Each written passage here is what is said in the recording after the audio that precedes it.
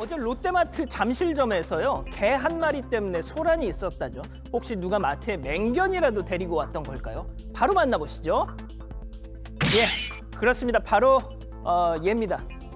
근데 딱 봐도 무슨 맹견하고는 좀 거리가 멀어 보이지 않습니까? 오히려 이 잔뜩 겁에 질려서 바닥에 이렇게 딱 배를 대고 엎드려 있는 모습이 말이죠. 자, 얘가 입고 있는 저 옷을 잘 보시면 저는 안내견 공부 중입니다 라고 써 있습니다. 그렇습니다. 장애인 안내견이 되기에 앞서서 일반 가정집에 맡겨져서 1년 동안 사회화 교육을 받고 있던 아이였던 거죠. 자, 이 아이를 맡아서 교육을 시키고 있던 자원봉사자가 함께 이렇게 데리고 마트에 갔던 모양입니다. 그런데 갑자기 어디선가 매장 매니저로 보이는 사람이 막 달려오더니 아니, 장애인도 아니면서 왜 강아지를 끌고 오신 거야? 막 하면서 막 소리를 질렀던 모양이죠.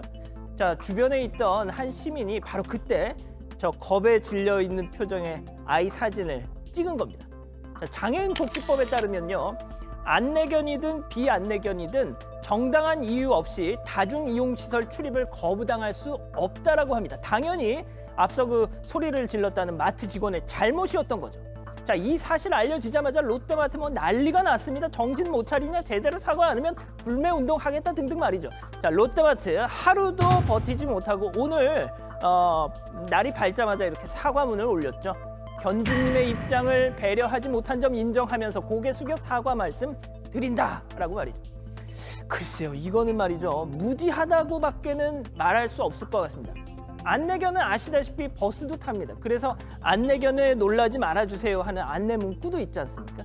무엇보다 이 아이들 그냥 개가 아니라 어떤 시각장애인들의 눈이 될 아이들 아닙니까? 어제 전해드렸죠. 이거 시각장애인 안내견 훈련 받고 있는 이 강아지, 레브라도 리트리버. 지난 주말 롯데마트 잠실점 갔다가 현장 직원이 막 소리를 지르고 해서 이 잔뜩 겁먹은 얼굴을 하고 있는 이 아이 말이죠. 참, 이 사진 볼 때마다 막 하고 있는 그런 막 표정이 뭐 묻어 나오는 것 같아서 정말 안쓰럽죠. 자, 정말 이 후폭풍이 장난 아니었습니다. 오늘까지도 계속 실검에 있더라고요. 롯데마트가 어제 사과문도 냈지만 뭐 이게 진정되기는커녕 그걸 사과문이라고 썼냐 하면서 다시는 안 간다 막 부글부글 댓글 엄청 났습니다. 자, 그래서였을까요? 오늘 전국 롯데마트 매장 입구에 저런 게 붙었습니다. 안내견은 어디든지 갈 수 있어요. 식품 매장, 식당 가도 출입이 가능합니다. 뭐 이렇게 말이에요. 예, 이거 뭐 개 잃고 뭐 고친다 뭐 이렇게 얘기를 해야 되는 걸까요? 송파구청에서는 이 장애인 복지법 위반으로 과태료를 물리겠다라고도 했다는데 말이죠. 롯데마트 측이 사과문을 내놨는데 이 사과문에 앞서서 내놓은 해명도 좀 논란이 되고 있다는 내용은 뭡니까? 일단 롯데마트 측에서는 출입을 거부한 적이 없고 안내견이 대소변을 누는 소란이 있었기 때문에 네. 이렇게 제지를 한 것이다라고 했는데요. 일단 왜 장애인이 아닌데 데리고 왔냐라는 것 자체가 출입에 대해서 거부를 한 것이라고 볼 수가 있고요. 또 사실관계도 조금 다른 게 송파구청 쪽에서 내놓은 사실관계에 따르면 안내견이 맨 처음부터 대소변을 눈 게 아니라 이렇게 나가달라 고성을 지르는 그런 실랑이가 이어지자 그에 대해서 이제 좀 위협을 느낀 안내견이 대소변을 누웠다니까 사실관계가 다른 거죠. 대소변을 이거 조절을 못했을 가능성이 있다는 내용이네요. 그렇죠. 고성이 있고 나서 대소변을 누지 못했다 이런 사실관계에 대해서도 좀 미흡한 부분이 있어서 이 부분에 대해서 논란이 아직까지는 있습니다. 우리 흔히 말하는 대소변을 지린다 뭐 이런 식의 표현일 수 그렇죠. 있겠네요. 그런데 이 마트 측의 행위는 이 장애인 복지법상 출입 거부한 행위로 그럼 볼 수 있습니까?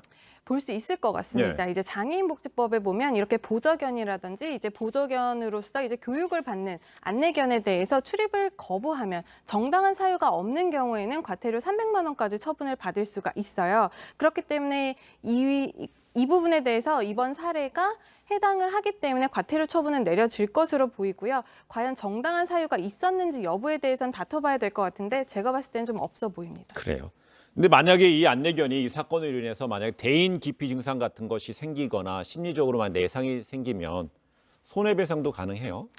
일단 이와 유사한 사례가 예전에 있었어요. 네. 2008년도에 이제 대법원에서 확정된 판결이 하나가 있었습니다. 그 당시에 이제 피고인이 시각장애인인 피해자가 안내견을 데리고 학교에 왔는데 왜 학교에 데리고 오냐라고 하면서 그 안내견을 한 15m 정도 끌어다가 철봉에 묶어놓은 사건이 있었거든요. 그 부분에 대해서 이제 재물손괴죄 혐의가 적용이 됐었는데 이제 재판부에서는 뭐라 그랬냐면 피고인에 의해서 강제로 철봉에 묶인 안내견의 심리 안정 상태가 저하되고 또 대인기피증이 나타나고 시각장애인 안내견으로서의 기능에 문제가 초래됐다라고 하면서 벌금 30만 원이 확정이 됐습니다. 예. 이런 판결에 비추어 본다면 이번 사례에 있어서도 그 안내견이 심리적으로 위축되고 그 안내견으로서 기능을 다할 수 없게 되었다고 한다면 형사처벌 물론이고요. 손해배상도 물론 가능할 것으로 보입니다. 근데 마트 측이 사과글을 올렸는데 비난 여론은 계속 이어지는 것 같습니다. 그런데 이 사건 이외에도 좀 유사한 경험담이 좀 나오고 있습니다. 이번에 이제 이슈가 되었지만 옛날에도 이런 비슷한 사건들이 굉장히 많이 있었다고 네티즌들이 이제 글을 올리고 있었습니다. 또 몇 년 전에 부산 롯데백화점에서도 그 안내견 공부 중인 아이를 데리고 갔다가 보안실에까지 끌려간 적이 있다라고 했고, 뭐 지하철을 타려고 하면은 그 영무원부터 설득을 해야 했었다. 이런 고충을 토로한 것들이 많이 올라오고 있는데 이런 퍼피 워킹, 뭐 퍼피 워커, 어떠한 안내견이라도 출입이 좀 당연하게 여겨질 수 있도록 사회적인 인식 개선이 꼭 필요해 보입니다.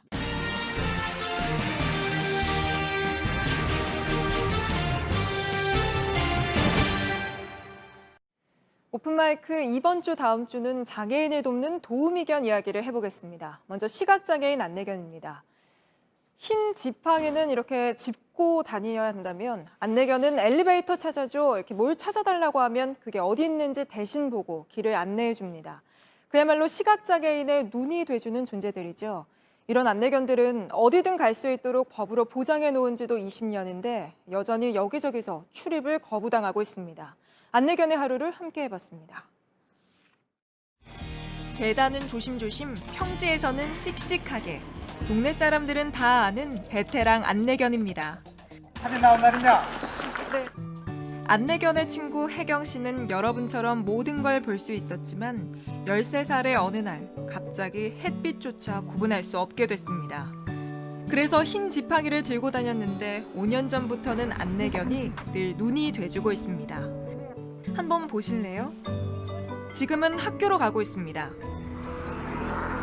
저 멀리 오토바이가 보이자 멈춰서고 큰 차가 보이니 길가로 바짝 붙습니다. 학교 가는 길 들른 단골 핫도그 집에서도 문이 어디예요? 문 찾아. 학교 정문 앞 건널목에서도 역할을 톡톡히 합니다. 건널목 찾자. 어우, 잘했어. 초록불로 바뀌자 경쾌한 발걸음이 이어집니다. 오늘은 시험날이라 혜경 씨가 늦지 않도록 더 신경 쓰는 모습입니다. 응, 건너. 인도 찾아. 계단 찾아. 어이구, 저리또. 문 찾아. 문 거기 있어? 엘리베이터 찾아. 찾아달라는 건 모두 찾아주며 임무를 완수. 시험장에 무사히 도착하자 쉴 자세를 잡다가도 누군가 들어오니 킁킁 냄새부터 맡습니다. 12시 10분부터 시험 시작할게요. 아, 감독관이었구나. 안심한 듯 그제야 휴식을 취합니다. 진짜 저한테는 없어서는 안 되는 존재가 이 친구가 있어야만 지금 잘 걷고 있다라는 것도 알 수 있고 다치지 않을 거라는 확신도 있고 이렇게 시각장애인에게 꼭 필요한 존재인 만큼 어디든 함께 갈 수 있도록 법으로 보장해 놓은 지도 어느덧 20년. 300만 원의 과태료를 물 수도 있는데 여전히 걔는 안 된다며 출입을 거부당하고 있습니다. 함께 점심을 먹으러 식당이 모여있는 상가로 가봤습니다. 식당으로 들어가니 바로 손부터 튀어나옵니다. 네, 출입이 안 되세요. 강아지는 안 돼요. 안 된다는 말을 어찌나 많이 들었는지 안 된다고 하면 안내견이 제일 먼저 고개를 돌려 나갈 준비를 합니다. 보다 못한 취재진이 안내견은 거부하면 안 된다는 걸 설명해보지만 소용없습니다. 그냥 반려견이 아니라 아니 알고 있는데 여기 음식점이라 300만 원 과태료를 물 수가 있고 차에 있으면 안 돼, 여기? 어렵게 찾아간 2층에서도 다른 손님들이 계셔가지고. 저희도 손님으로 온 건데. 네? 아, 근데 다른 손님들이 강아지를 불편해요. 되게 반려견은 아니고. 네, 알고 있어요. 바로 내려와야 했습니다. 먹고 싶던 파스타는 일찌감치 포기했고 어디든 받아주는 곳을 찾아 헤매다 고마운 식당을 만났습니다. 7번의 거절을 당한 뒤였습니다. 그래도 오늘은 소리 지르는 사람은 없었으니 이 정도면 재수가 좋은 편이라고 합니다. 한 번은 배를 탔는데 윽박을 지르며 차들이 주차된 이런 곳으로 쫓아냈습니다. 이제 매연도 나오고 날은 습하고 덥고 그러니까 차들 사이에 제가 그렇게 강아지랑 서 있는데 아, 내가 위치한 사회적 위치가 딱 이쯤인 건가? 승차 거부를 하며 적반하장으로 경찰에 시청에 전화를 하고 안내견이요. 경찰이 출동해도 떳떳한 사람들. 사장님, 다른 애완동물이 아니고 안내견은 특별한 이유 없이 거부는 할 수가 없습니다. 안내견이어도 강아지잖아요. 강아지, 고양이, 새, 도마뱀 저희가 출입을 시키지 않고 있어요. 하지만 안내견은 그냥 강아지가 아닙니다.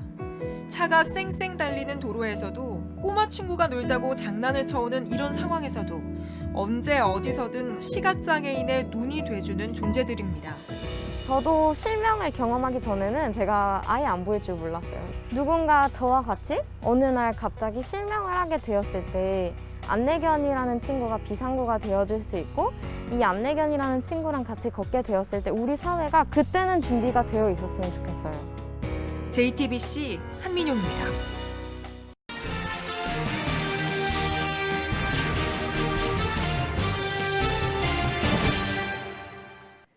오픈마이크 지난주에 이어 이번 주도 장애인을 돕는 보조견 이야기를 해보겠습니다. 장애인 안내견 말고도 청각장애인의 귀가 돼주는 도우미견도 있습니다. 이 아이는 구름이인데요. 장애인 친구와 소통하기 위해 수어도 익혔습니다. 하지만 역시 개는 안 된다며 여기저기서 출입을 거부당하고 있습니다. 장애인의 눈과 귀가 돼주는 보조견들, 어떻게 하면 장애인과 함께 어디든 갈 수 있게 될까요? 오픈마이크에서 그 답을 함께 고민해봤습니다. 구름이의 친구는 청각장애인입니다. 2살 때 고열로 청각을 잃은 뒤 불이나 대피하라는 방송이 나와도 이렇게 누군가 문을 두들겨도 듣지 못합니다. 그래서 구름이가 대신 들어주고 누군가 왔다고 알려줍니다. 이렇게 친구를 돕기 위해 구름이는 5년간 훈련을 받았습니다.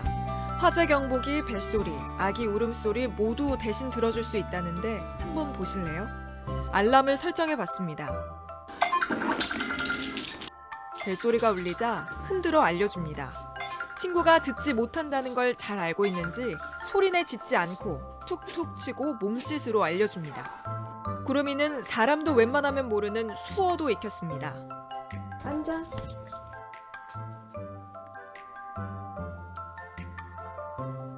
이렇게 늘 귀가 돼주지만 버스에서 식당에서 개는 안 된다며 출입을 거부당하기 일쑤입니다. 그래서 외출할 때면 늘 가방에 들어가야 하고 여기저기 청각장애인 도우미견이라는 표식을 붙여야 합니다. 출근길 친구의 손에는 늘 승차 거부 신고서와 구름이는 정부 승인을 받은 도우미견이라는 표식이 쥐어져 있습니다. 매일 타는 마을버스지만 기사에 따라 승차를 거부당할 때도 있습니다.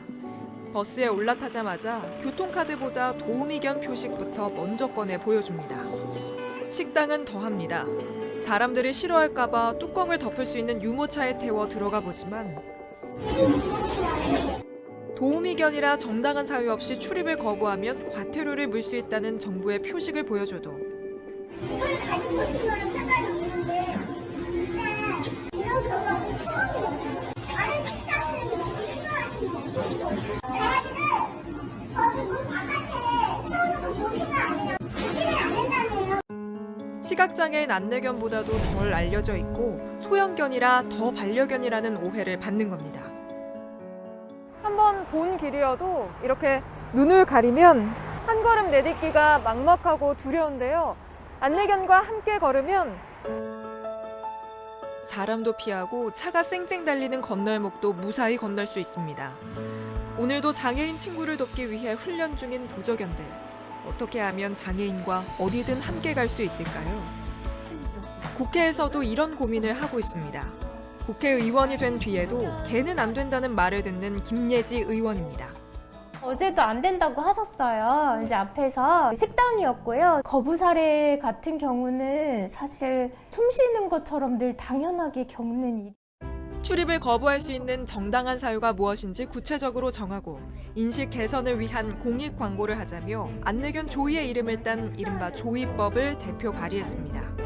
과태료를 통해서 되게 일회적이고 표면적이고 부정적인 사례를 통해서 안내견의 인식을 바꾸시는 걸 원치 않습니다. 공익 광고나 교육을 통해서 긍정적인 인식 개선.